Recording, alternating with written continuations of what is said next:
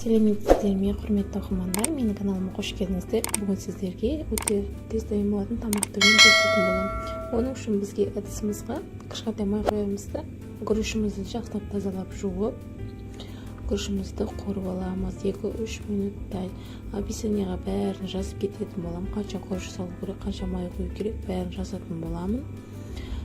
Достар, менің каналыма тіркеліп лайк басып, комментарий жазуды ұмытпаңыздар, және қоңырау белгісін баса кетіңіздер.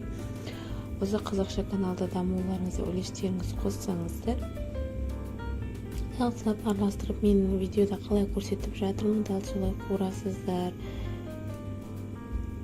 2-3 минут, ары кетсе 5 минуттай қуырамыз.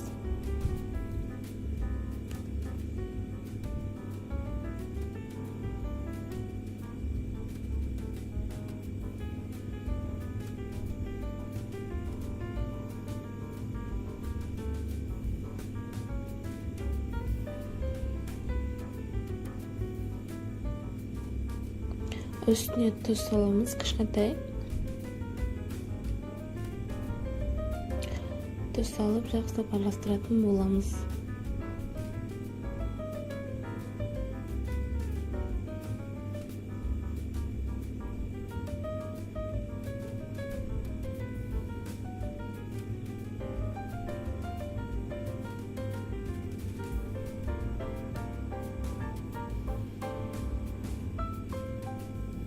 Күріштеріңіз осылай істесеңіздер үлпілдеп әдемі болып шығады. Сосын бізге қазанымызға тауық етін саламыз, жақсылап араластырып.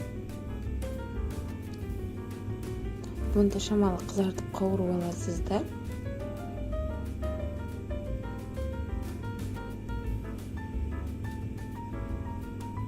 Бұны 1-2 минуттай қуырып аласыздар.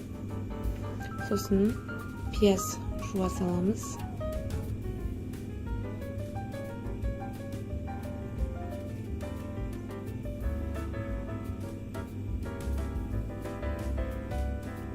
Екеуін қосып 2-3 минуттай қуыратын боламыз.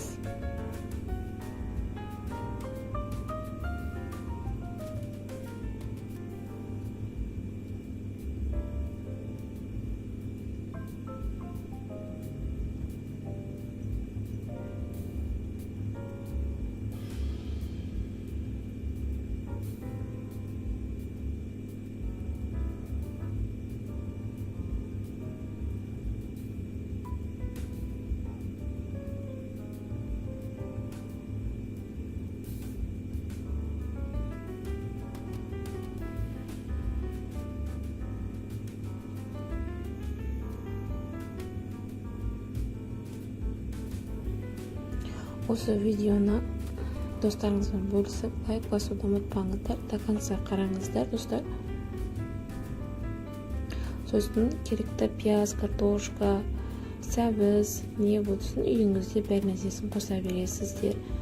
Және тұз, приправасын салып, бәрін жақсылап су құйып араластыратын боламыз.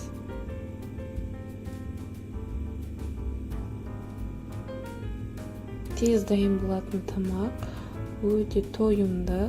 Мен үйдегілерім, күйеуім өте жақсы көреді осы тамақты. Мен тез істеймін осы тамақты. Сіздерге де осы рецептпен істеулеріңізге кеңес беремін. Үйіңізде не бар? Тауық еті ма? Содан істеуге де болады. Және жеңіл тамақ, тез дайын болатын тамақ түрі.